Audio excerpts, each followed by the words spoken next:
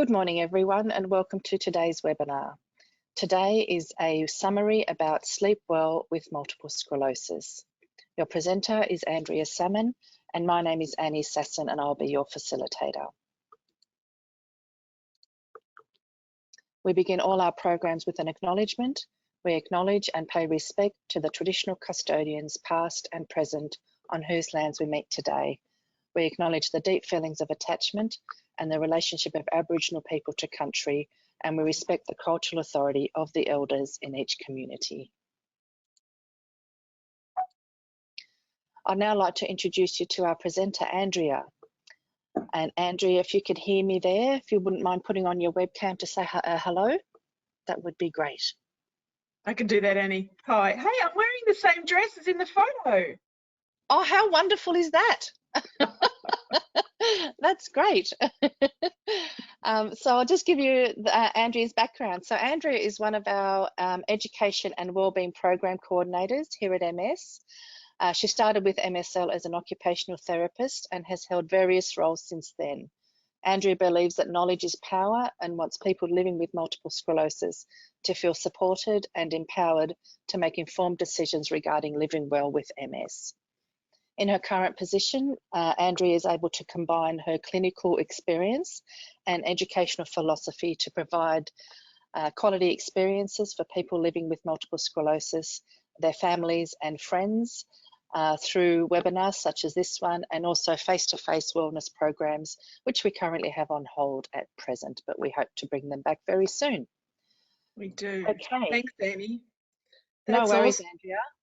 I'm now going to just give you control so you can run your slides and everyone can see them. So I'm going to click a few buttons here. Cool. How's that? Everyone should be seeing them all right.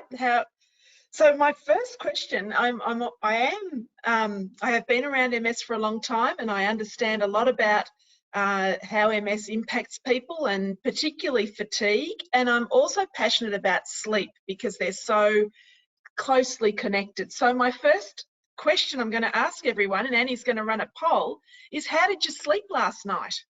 So if you could run that, Annie, that'll pop up on your screen. Sure, I've just run that now. So you'll see there that the question is obviously, how did you sleep last night, which Andrea mentioned, and the possible responses: like a log, woke once, went to the toilet and went back to sleep again, had trouble getting to sleep, woke up a few times during the night, or tossed and turned all night long. So we've got about half of you that have responded so far, so that's great. I'll just give it a few more seconds. Yep, that's great. We've got about 75% completed now. So I might close that soon. All right. I'll close that and I'll share the responses with everyone. Okay, so Andrea, can you see the responses on your screen as well?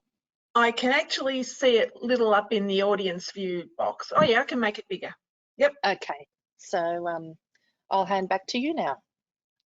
Cool. Actually, I can't read it quite clearly because I haven't got my glasses on, but a lot of people say they woke up a few times during the night. Some people had trouble getting to sleep, and across the range, and then a couple of people slept like a log. So that's fantastic. And Yeah, I know from what people told us as they registered for the program that there's a whole range of reasons why people are coming to today's webinar and tuning in. That some people are having problems, some people have had long-term problems, some people are just interested. This is a short, sharp overview. And as you would all be aware, we all experience sleep differently, and we all actually need different amounts of sleep. But on average, we want to be looking at 7 to 8 hours sleep a night. And I might turn off the camera just so that it's not taking up the bandwidth. I hope that's okay with people. Sleep is really important. It's important for good brain health. It's important for enhancing problem solving and learning and memory, as well as repair. Sleep's also important for the immune system, as well as our metabolism and general well-being. And I'm sure you'd all be aware of the things that happen when we experience a lack of sleep. Included in that is things like the obvious. It increases our fatigue and it increases our daytime sleepiness, but it can also impact our mood, things like depression and even our motivation.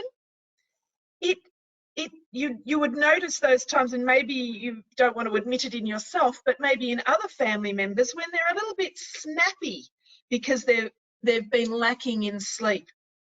But a lack of sleep also means our concentration is reduced. It impacts our memory, decision making and problem solving. But it also means that our ability to participate in activities, the things that we want to participate in, that's impacted as well. And then it has a part to play with all sorts of chronic conditions like diabetes, heart disease, even obesity, things like that. We want to make sure we're sleeping well. So there are a whole lot of reasons why your sleep might be impacted. Some of those are to do with MS, and some of them actually aren't. But we're going to try and have a look at all of them because they're all really important. When we think about the MS factors impacting on sleep, we know from the literature that actually sleep disturbances are very common in MS. There was a study back in 2012 that reported 67% of people with MS having poor sleep compared to 44% of the general population. And we also know that sleep disorders in MS are underdiagnosed.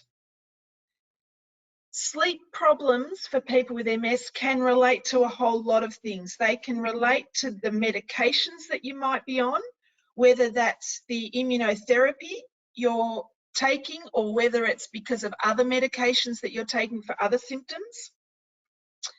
Depression and anxiety and the psychological burden of MS can have an impact on your ability to sleep. Things like nocturia. Nocturia is the word they use for getting up to the toilet multiple times each night. That can certainly have an impact on your sleep. As can pain and spasticity, leg cramps, even heat or cold sensitivity. They can all impact on sleep. And then there are all the everyday things that can also impact on sleep, such as having little children in the household, having noisy neighbours, perhaps having a barking dog, or maybe in your family it's young adults who are out late at night. All sorts of regular things that also can impact on sleep. But the MS factors are there as well and combining, and it gets really complicated. But there are some things we can think about to ensure we've covered off all the basics. So when we think about getting a good night's sleep, we've got on the one hand managing those MS symptoms that we just talked about, and then we've also got the importance of what we call sleep hygiene. And what we want to do is ensure we're putting everything in place to get a good night's sleep, and then seek further advice if none of these changes make a difference. You've got to give the changes a chance to work, but if the changes we're going to talk about today are not making any difference, that's when you need to seek further advice. So let's have a look at sleep hygiene.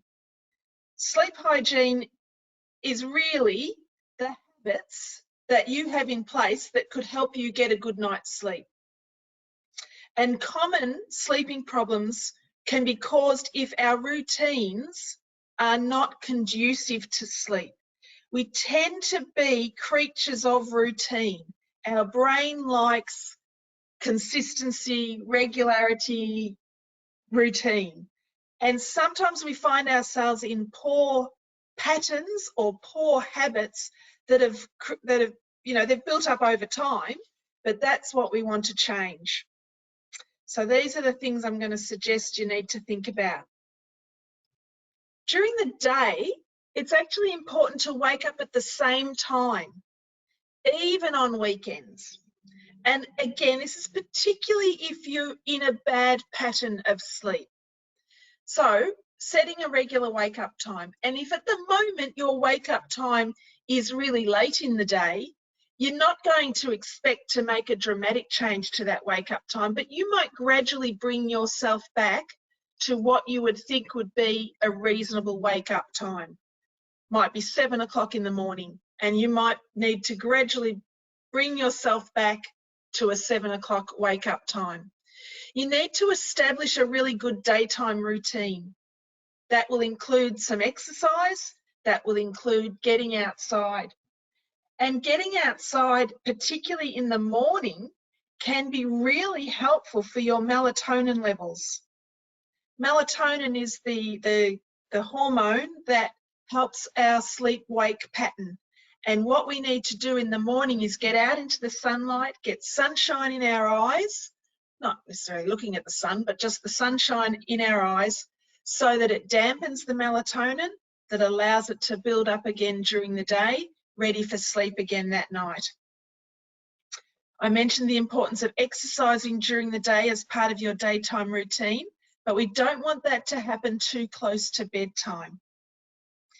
We also want to think about rest breaks. Now, we talk about fatigue management, and the best strategy for managing fatigue is to have rests, but we don't want those rest breaks to be impacting our sleep at night.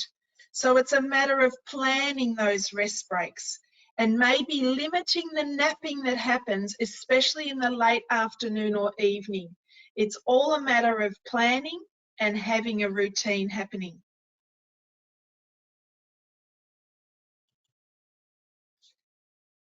And then when it comes to the evening, there's a few things also to consider. And as I'm talking about these things, you might be doing a mental check. Is this what I'm doing, or do I need to change what I'm doing? Try and eat your meal a couple of hours before going to bed. We tend to have our main meal in the evening. We have a light lunch and a main meal towards the end of the day. You don't want that too close to bedtime because that can be disturbing for your sleep. Instead, you want to be doing some relaxing activities leading up to bedtime. You might watch telly leading up to bed, but actually sometimes even the TV shows that we're choosing to watch are too stimulating, and they're not encouraging that wind down time. We also want to avoid blue light in the evening. Now, this gets quite tricky because we now have our television, our laptop or our computer, our phones, and all of those things emit blue light. The TV, though, tends to be across the other side of the room. The laptop or the computer tend to be closer, and the phone closer again. And that blue light can actually disturb those melatonin levels that we talked about before. And that can have an impact on our sleep. So quite often people are having too much screen time too close to bedtime, and that's a real impact. We want to have a bit of a bedtime ritual. That might include getting into our pajamas, brushing our teeth, going to the toilet, things that signal to our brain, they're getting ready for bed. We do this every night. That must mean it's sleep time. I'll start winding down. So having those patterns that help the brain know what's going on. That includes a regular bedtime as well. The other thing on that slide is limiting caffeine and alcohol. Caffeine can be a really tricky thing that changes over time. I used to be able to have a cup of coffee right up to supper time and have no impact on my sleep, and now I can't. So I recognise that that has changed, and that might be the case for other people as well.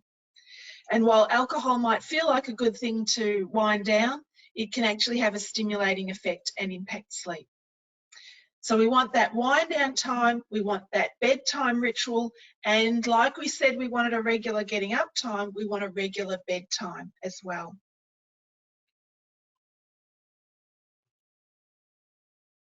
Then we want to also think about the environment that we're in.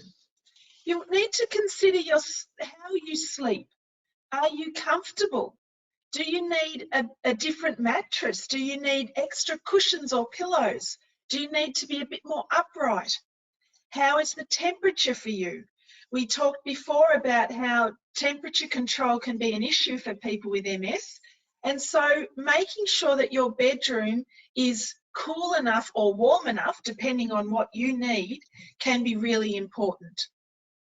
And is it dark enough and quiet enough?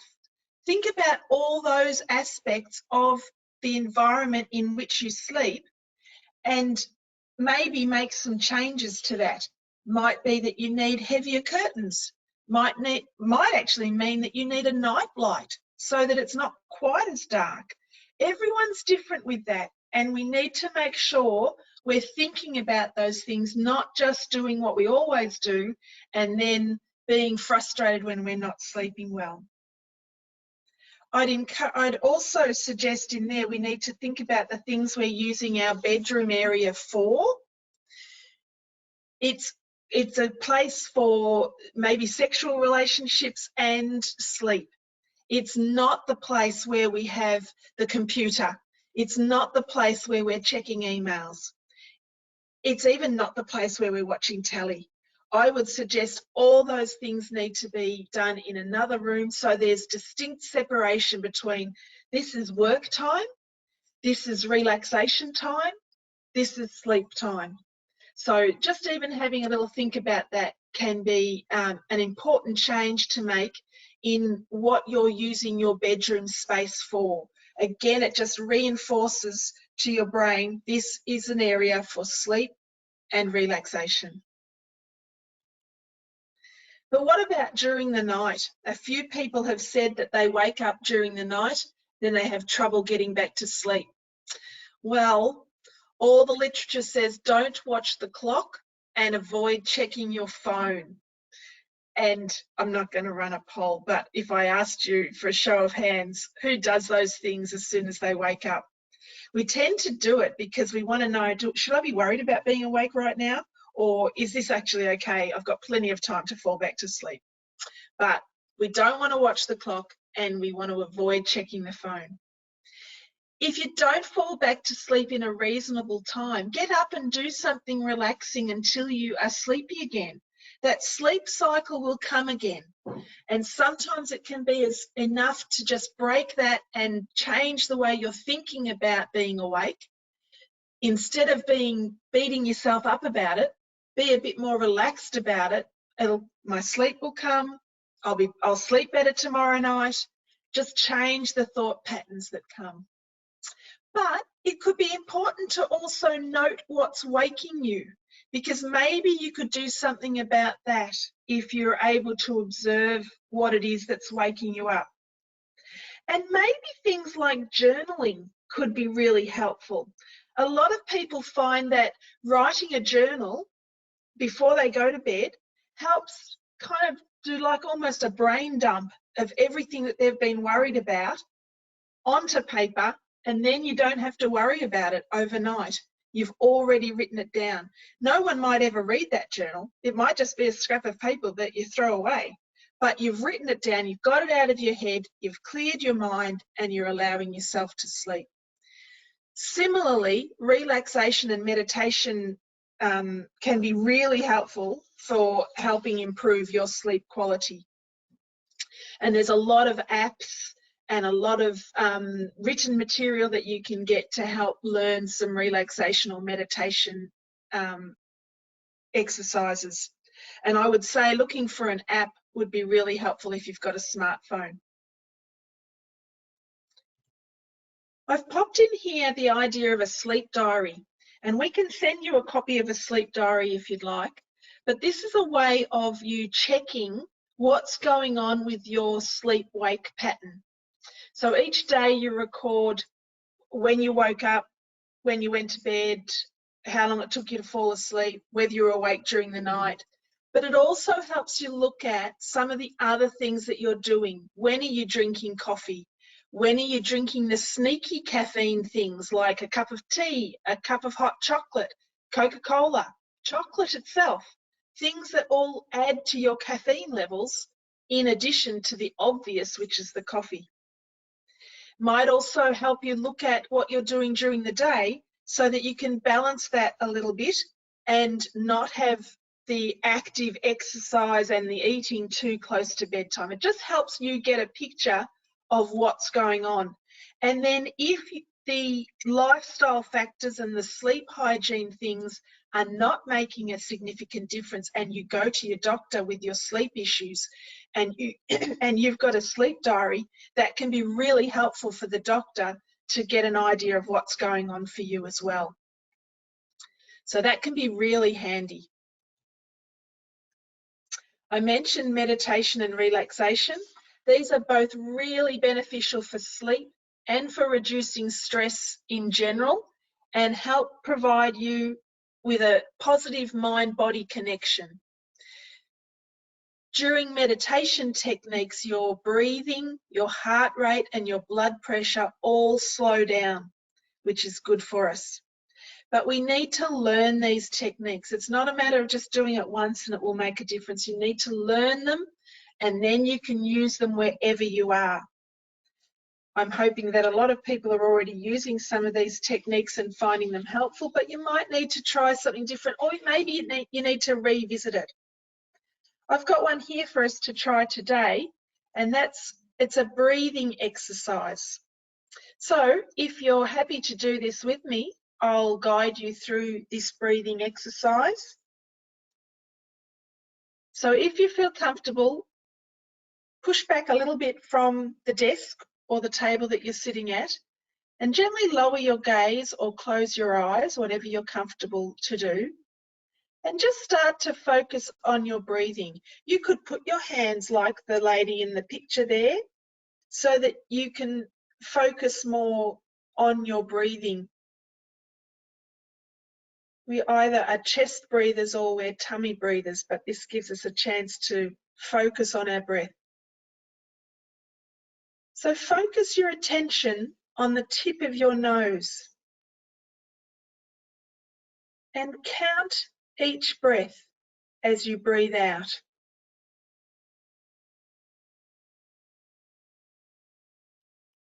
Just gently notice the flow of air as you breathe in and out. If your mind wanders, bring it back to the tip of your nose or the focus of your breath.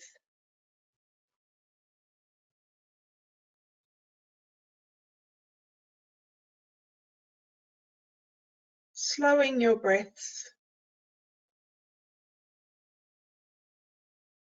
and letting yourself relax with each breath.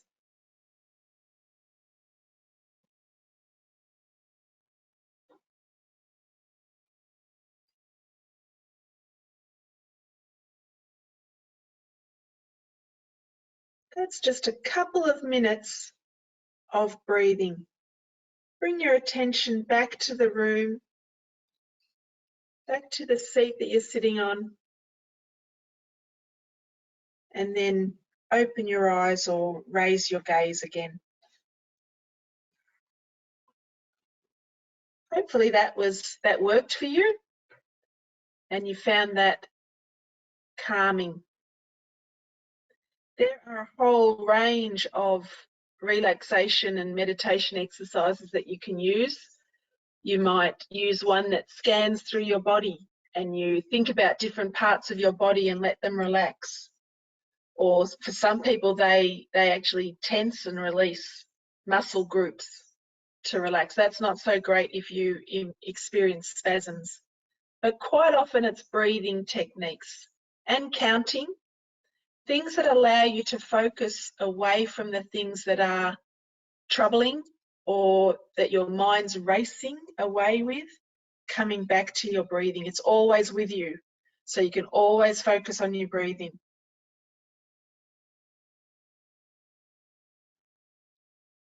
So as we finish off this really rapid review of improving your sleep, we want you to remember that lifestyle changes are the things that you can have control of first.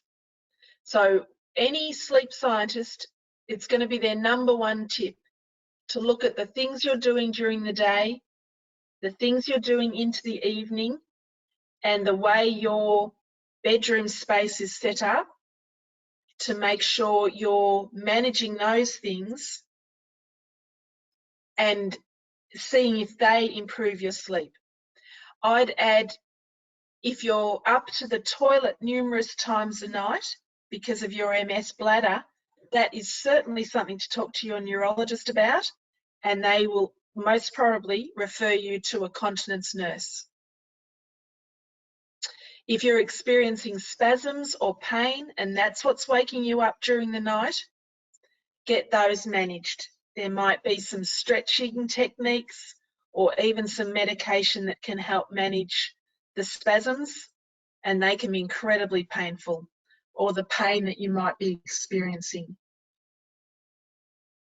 And if it's actually something that you've been aware of for a while, that your mood is low and depression is a problem with you, that's going to have an impact on your sleep as well. So making sure you're keeping up to date with your treatment regimes around depression are also really important. And if none of that is working, and you've tried everything, and you've given it all a really good go, seek advice. It might be your neurologist for some of your MS symptoms, but it could be your GP around sleep problems. There are medications that can assist with getting you back into a sleep pattern. They all have side effects and they can be addictive, and quite often they only offer a temporary solution, but they can be really helpful for getting you back into a sleep pattern that then, with all these other lifestyle factors in place, brings you back to a really good routine of sleeping well. And you might find that a referral to a sleep clinic's required, because as we said, there are a lot of issues for people with MS that can be problematic for their sleep. So our take-home messages are that sleep issues can be managed, and we really encourage you to seek advice. Thank you, Andrea. That was really good, especially the breathing exercise. I found it very relaxing, and I hope everyone else did as well. I invite you now to ask any questions. I notice here that Lynette's typed in a question, well, a comment rather. Excellent tips and suggestions. The breathing counting exercise was great. Thank you. So that's really good. I'm going to actually take control for a moment and just finish off with some slides. These slides relate to our services. So there's just a few slides that I'd just like to finish off with. So I'm hoping you can all see my screen. We can. Okay, that's great. So just letting you know, if you still have further questions after today's webinar, the gateway to contact the MS Connect number is 1800 042 138, or you can email them msconnect@ms.org.au. On the slide there, it talks about the various reasons that you can contact MS Connect, and I know that you've been sent the copy of the slide, so I won't go through them all at the moment, as I know we're close to finishing, and I wanted to leave some time for questions. Peer support is another program that we run, and you can access this support through the MS Connect line. Get Your Act Together is an online tool that's available on our website.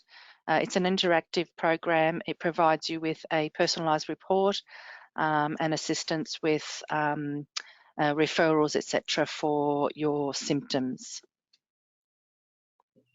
And other ways that we can support you, the MS Employment Support Service is available, as is the NDIS Support Coordination Program. And also, if you need assistance with My Aged Care, if that refers to you, we can also assist you with that. And the way to access all of that, as I mentioned earlier, is through the MS Connect line, and that number is there on the screen. Now, Andrea, I'm just going to check and see what questions have come through. I can actually see them too, Annie. Oh, okay, great. So if you'd like to directly respond, that would be fantastic. Cool. I'm being a bit cheeky by doing that. Rosie was wondering about what's normal in the way of waking up at night for different age groups. That's a really great question, Rosie, because in theory, we should all be able to sleep through the night without waking up. Now, I know it's quite usual to perhaps have a time of, needing to get up to the toilet once a night. That's quite common. Anything more than that, though, I would say starts to become a problem if it is recurring. We all have different things happening that cause us to have periods of not sleeping well, but we just don't want that to be all the time. If you've got something big coming up, you're likely to be thinking about it more and mulling on it more, so your sleep will be disturbed. We just don't want that to be a regular pattern long term. We recognise that might happen sometimes. So I don't know that there is such a thing as a normal and waking up at night, but it's more if it's having an impact for you, if that makes sense. And Carolyn was wondering about a slippery sheet to help turn over in bed. That's a great question too, because sometimes it's comfort in bed that's a problem. Now, satin sheets can be enough, or actually for some people it might be wearing a satin nightshirt. What I would caution against is using both, because that can become really slippery. But it could be satin sheets. You could try that. And someone else popped a comment. Sorry, now I've lost track of it, but someone else popped a comment that their office is actually in their bedroom, and that is very tricky if you can't move it anywhere. You would need to then, though, make some really distinct time between office work and using the room as your bedroom. You might even want to cover your desk with a sheet or something, just something to make it really distinct that I am not working here now. This is now my bedroom space, and that even might be just psychological, Mark, just to make that distinction. Or it might be that you spend time out of your bedroom, quite clearly away from bedtime. And Tracy, oh, great. Tracy's saying that she'd been experiencing some discomfort when lying down, and last night she did some gentle stretching exercises and went to sleep really quickly. That's fabulous. That's a great example. You just don't want to be having too much exercise, but stretches are going to be fabulous because they help prevent any spasms or tightness.